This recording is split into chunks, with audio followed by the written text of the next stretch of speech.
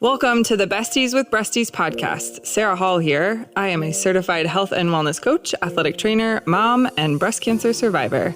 I help women overcome their own mind drama to make mind shifts that open up the possibility for their most empowered and energetic life. And I am Beth Wilmus, author, speaker, and founder of a human investment organization, otherwise known as a nonprofit, called Faith Through Fire.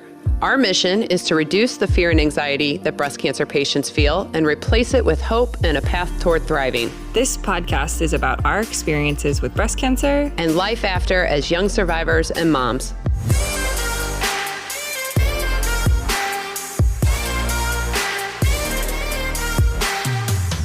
All right. So today we're talking about exercise. Cycles. I know. Was this new to you, the whole idea of cycle syncing? Yes, this is new to me. Okay. This is very new to me. I mean, I'm surprised. I've been a woman my whole life, but yeah. like looking back now on my fitness journey, I wish I would have known this in my younger years. Yeah. So for those of you that don't know what the heck we're talking about right now, today's guest is Natali Kummer. She's a fitness enthusiast, a functional nutritionist, and holistic health expert that's helping women build strength from the inside out. So her approach goes beyond fitness. She really integrates nutrition, psychological well-being, breath work, nervous system regulation, and menstrual cycle syncing to help women feel more balanced, resilient, and in tune with their bodies. She's passionate about empowering women to reclaim their health and thrive through every phase of life. So today we're going to discuss why Natali thinks nervous system regulation is the missing link in women's wellness. Cycle syncing, how aligning with your menstrual phases can boost energy and emotional stability. And finally, how Natali blends physical fitness, nutritional habits, and mental health tools into a cohesive strategy. But first, let's hear from our first sponsor. Are you feeling scared, overwhelmed, or lost post-treatment? Do you want to reclaim your life and thrive even better than before breast cancer? Faith Through Fire Survivorship Bootcamp is designed for breast cancer survivors who are committed to living their fullest lives. If you're ready to leap forward, seize personal growth, and redefine your journey, this bootcamp will provide the path. You might benefit from our bootcamp if the excitement of completing treatment has worn off, leaving you feeling unsure about your future. You feel confused by your new post-cancer identity and struggle to accept your, quote, new normal. You want to enjoy life again but feel stuck in a cycle of negative emotions. Or you feel disconnected from yourself, others, or God. Our bootcamp offers a structured roadmap that delves deep into 4 key areas crucial for post-cancer recovery and thriving: understanding trauma, cultivating a fighting spirit, managing anxiety and intrusive thoughts, and redefining and reshaping your identity so you can rediscover your joy and purpose in life. You can participate in person in St. Louis or online. To join our waitlist, visit faiththroughfire.org/survivorship-bootcamp. Well, welcome, Natali. Thank you so much for being here. Hi, thanks for having me. Absolutely.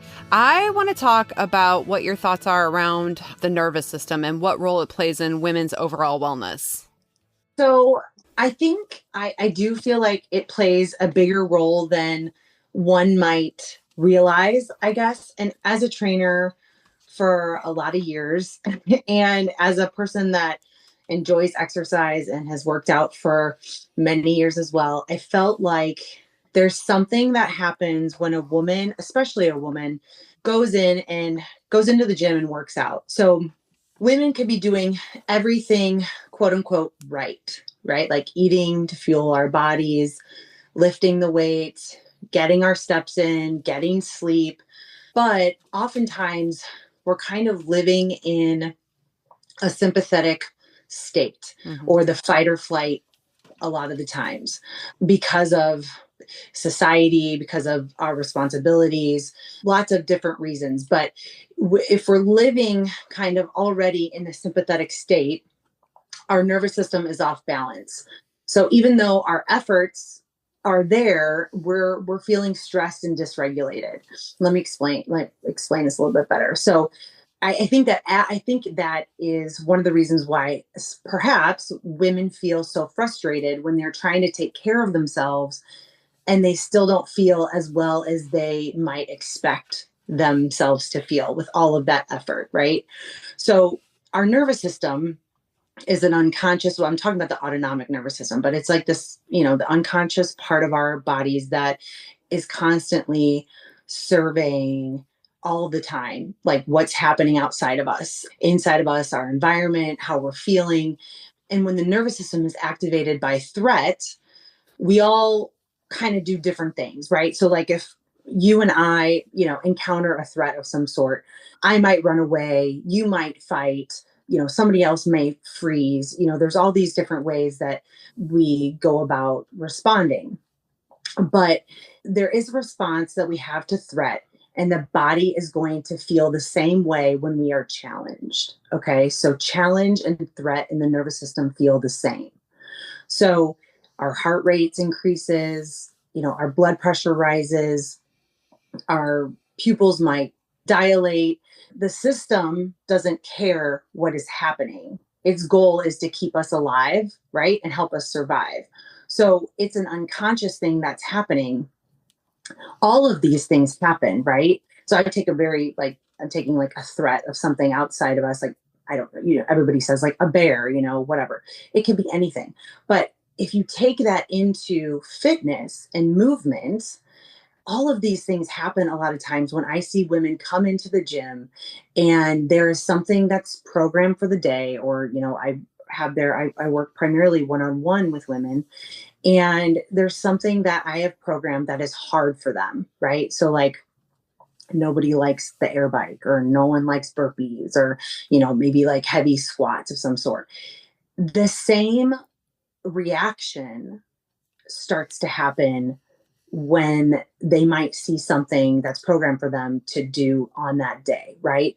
They feel it. If you pay attention to it, you can feel all these things happen, right? You get nervous, your breath increases, your blood pressure rises. Like, all of these things start to happen when you feel threatened by something or challenged by something, right? So you come into your session, the bike is on the board, your heart rate increases, your breath increases, your pupils dilate. You might have to feel like you have to go to the bathroom. You're really, really nervous. Okay. And it's what we decide in our minds that is actually happening, because it feels the same way. The threat and challenge feels the same, but we decide in our minds, okay, the bike is on the board. I can either feel or say to myself, oh my gosh, Natalie is trying to kill me today. Like, she knows I hate the bike. Why did she program this? And it starts to feel, the bike itself and me as a trainer becomes a threat, and it feels the same. Or we could start to learn that it actually, what my body is doing is getting prepared, right? Our breath is quickening. We're getting a little nervous. Our blood pressure is going up. We can say, my body is actually rising to the challenge of what it is today. My body is rising and getting ready to take on the challenge of the bike, the heavy squats, the burpees, whatever it is. And so we can look at these things and be able to differentiate between, this is a threat or this is a challenge. So we're talking about positive stress versus like the negative stress of like your nervous system, and trying to rewire yourself to think more like I get to versus I have to. Yes. Okay. Yes. Because I was going to say, like, usually like everything you described is exactly what I hate when I work with somebody. When I go in and I'm like, oh, they have me doing everything I freaking despise. And my first thought is, I need to use the restroom because I just want to push off starting as long as possible. I mean, it's like you're describing me to a T. And it's like interesting because I think that doesn't sound positive for your body at all, you know? So, right. So it's being able to connect to what is happening in your body and deciding, okay, I'm going to take a different attitude, or like this different mental approach to accepting a challenge versus I am being threatened, because the bike isn't going to do anything to you, or it can't. It's a bike, right? Yeah. So you're walking in, like, if my client is coming to me, they've made the effort to get to me, they've paid their dues, they've driven to my house, they are there to be trained. But then when something hard comes up, they think that, they can think that, oh, I am trying to really hurt them, or not hurt them, but like kill you in a way, or really give it to you. And it becomes threatening. Well, I was going to say, here's my question, because like I'm looking at Jamie because Jamie likes to work out too. And I know many other survivors at Faith Through Fire who kind of have a similar view toward exercise. Like it's like something you look forward to doing. You like the stress. You like rising to the occasion. You feel better. Your nervous system feels better by engaging in those activities. What do you think the secret is then to you having that mentality versus so many of us that walk in and just feel overwhelmed and just know that it's going to be a lot of discomfort and, who can't see the long game, right? It seems like there's a different mindset of those that really embrace this suck and those of us that run from it screaming. So like, what do you attribute that to? Is that just over time and repetition, you just rewire how you think about it? Or is that just something that's innate in some people? I guess it could be innate in some. I think that's very few people. I do believe it has to do with connection by like breath and connecting to being present in what's actually happening, and the difference between pain and suffering, and also not equating our performance, quote unquote, in the gym to anything to our identity as a person. So I think women, especially women, question their ability constantly.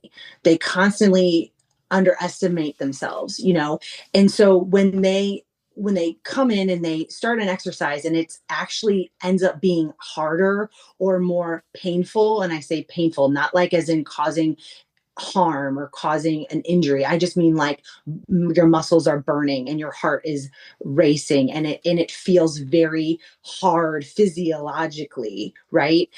It's a matter of, okay, this is actually just really hard. Like my body may not be strong enough, yet. I was going to say, I think one of the benefits to exercise, if I was to find one, as somebody that is trying to embrace it, is that when you're exercising, when you're moving your body, you really are rooted in the present because you're focused on how you feel. You are focused on your form. You are focused on, okay, I got to get through this. It's like, it's the one time that my mind stops thinking about a million other things. Like I don't think about my job or my family or what's going on with this drama or that drama when I'm working out, because it's taking all my energy just to get through the workout, right? So I do think there's something to that whole being present in the moment and just really accepting what's happening right then and there. And I could see that being really beneficial for women on multiple levels. Totally. I think it is that being really present, and in meeting, like pain is to be met, right? You suffer when you don't accept the pain and you want it to be different. Yeah. Then you're suffering through whatever you're doing. So if you meet the challenge, you meet the pain that you might temporarily have from said exercise, you meet it with your breath, you meet it with your mindset, being really present in it, then it's not this suffering. Then you're not the victim of what's happening to you. You're taking an active role in what you're doing, in what your body's able to do for you right then and there. So I think there, and that takes some time, that takes practice, that takes slowing down, that takes compassion with yourself. I also think you're speaking to the power of our thinking and the shift in reframing a negative thought into a positive, and how that gets into the cognitive behavioral world and how that informs our behavior over time. And it does become muscle memory to look for the good or the positive in it versus the negative when we continue to reframe and challenge our thinking. Right. Like I get to instead of I have to, right? Yeah. I also think like as a society, we've been so over conditioned to seek comfort. You know, it's like we live in this society now where it's like we have to have the air conditioning on just at the right temperature. You know, we don't want to be outside if it's too buggy out. You know, it's like I have to have a really good lumbar support on my chair. You know, it's like we're always constantly tweaking our environment to be at maximum comfort. And I think as a society, we've lost our ability to kind of sit in discomfort and grow from it. That's where growth happens. That's where growth happens, right? But all the growth happens when you're doing the hard thing that you normally, you're challenging yourself.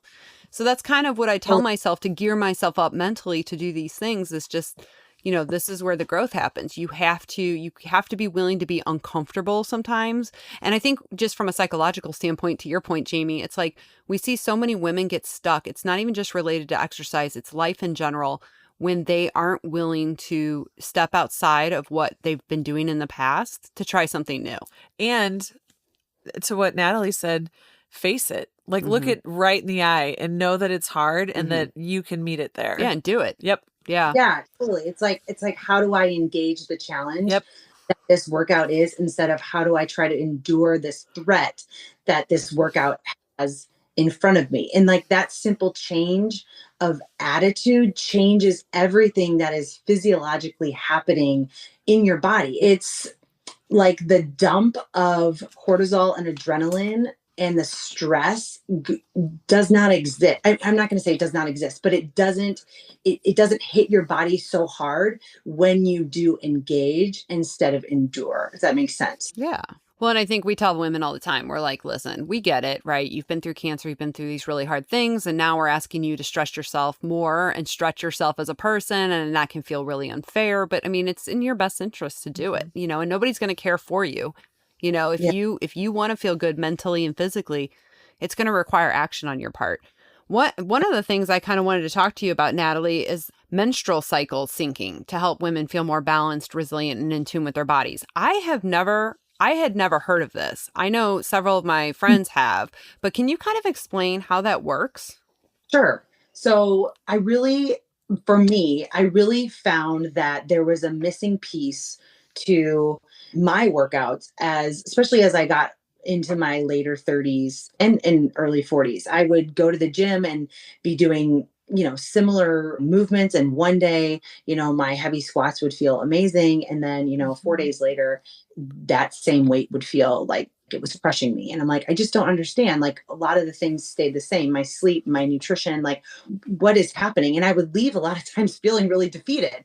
And so as I learned more about this, I'm actually in a mentoring group with Lou Crenshaw and Chantel Dayton. They're two wonderful, amazingly intelligent women that own a gym out in Oregon.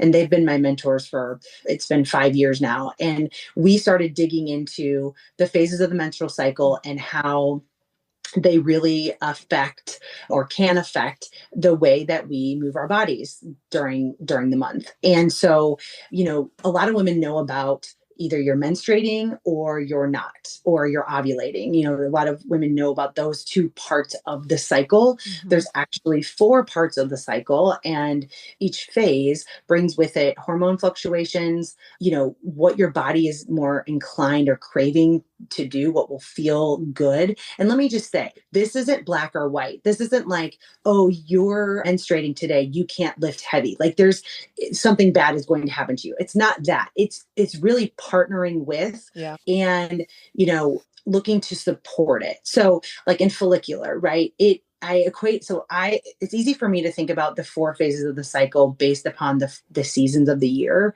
It helps me just remember kind of what they're bringing out in me or out in others, right? Follicular let me back up. Menstruation is kind of winter, right? So it's when we're bleeding, our hormones are at their lowest level. Our movements can feel really like we want a bit of a more connection to our body, more of a flow, not really like heavy, explosive movements there. Those don't feel awesome. Can you do them? Absolutely. Can you run a marathon while you're having your period? Yes, we know you can.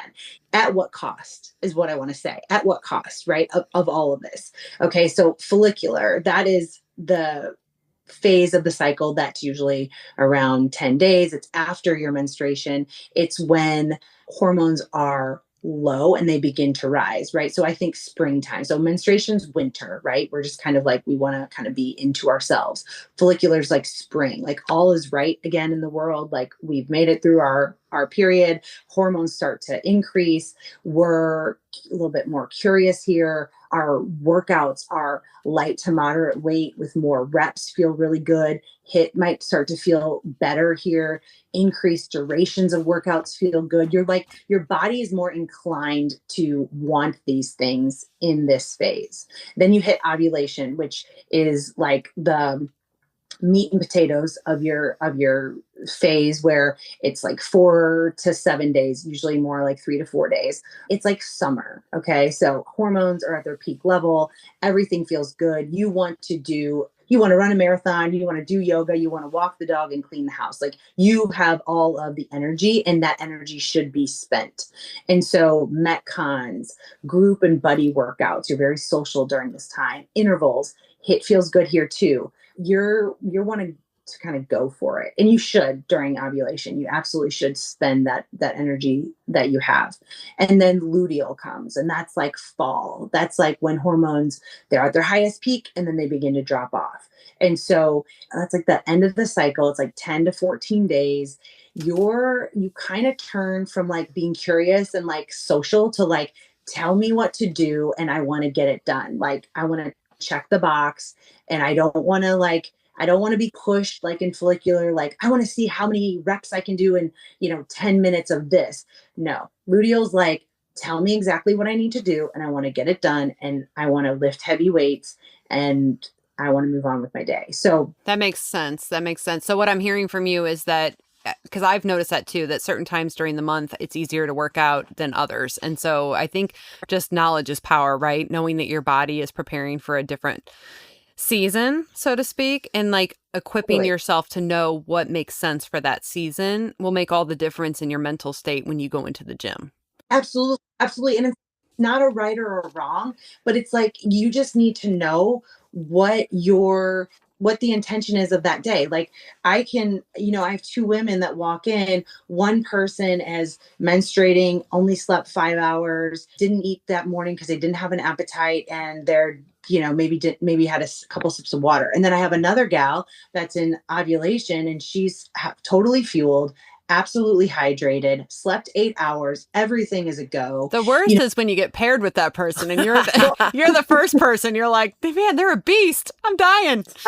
And it's just that understanding of like, what is there for me to do today? Yeah. What does that look like for me today? And it's going to look different for you the next week or the next day, whatever. But it's knowing yourself, it's respecting your cycle, and it's using it to not only have a great experience while you're at the gym, but that you're carrying that out into the world. That's my big thing, is like, it's awesome that you can lift heavy weights and you can run fast and you can, get up and down off the ground in the gym. But are you carrying that out to the world? Does that help you be a better mom? Does that help you be?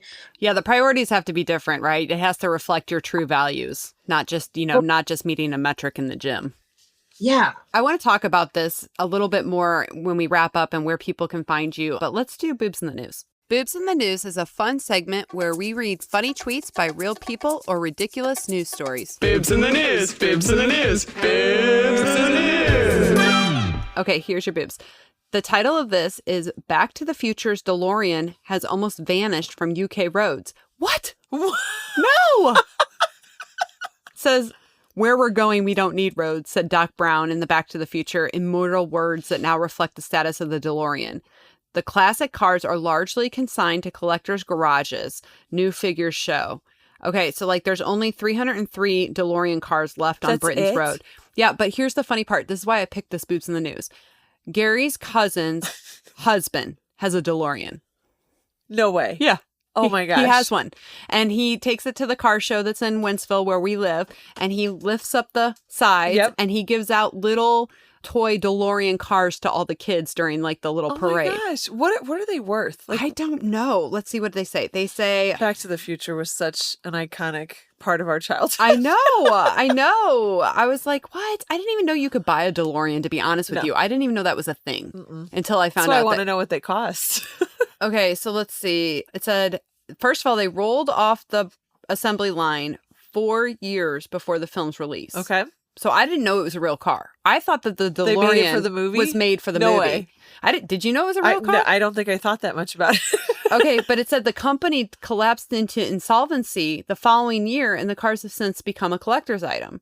So let's see here. Oh, it says, okay, here you go. So I guess they're talking about a fully restored version fetches 80,000 pounds. So it's probably like $80,000 or $90,000 in US dollars. So it's really the nostalgia. Yeah. It's not, Because, don't people pay that for cars today? correct. I don't. I don't pay for that for cars, Yeah, but people Broncos, Bentleys, you could spend as much as you want on a car. do. I don't understand that. My whole way of getting a car is I go to the lot and I'm like, what do you have on the lot that's like under 10 grand that I can pay cash Not for? a lemon, but that I can drive off. I drove a Mercury Villager minivan for years. I love that thing. I paid $6 grand for it. It ran like a dream. That's amazing. I loved it. I would not be in the market for a DeLorean. However, I think it's really cool that they're a real car and they actually exist. So I don't know that there's a boob in this story other than there's only 300 apparently left on Britain's roads. Yeah, why don't we have more DeLoreans? Let's bring back the DeLorean, people. Bring back DeLoreans. We need more joy in life. Yes. More DeLoreans, people. There's your boobs. Bibs in the news, bibs in the news, bibs in the news. So we're back. I think you've kind of touched on it, right? That it can feel really overwhelming for women to get into the gym. And it's like you have to blend physical fitness, nutritional habits, mental health tools, now your menstrual cycle. How do we make this not only manageable, but an opportunity for self-care? Like what do you recommend for women who are maybe listening to this and they want to make a change, but they're not sure where to start? I would say that I agree. Right now, it feels like there's so much noise in the fitness arena, right?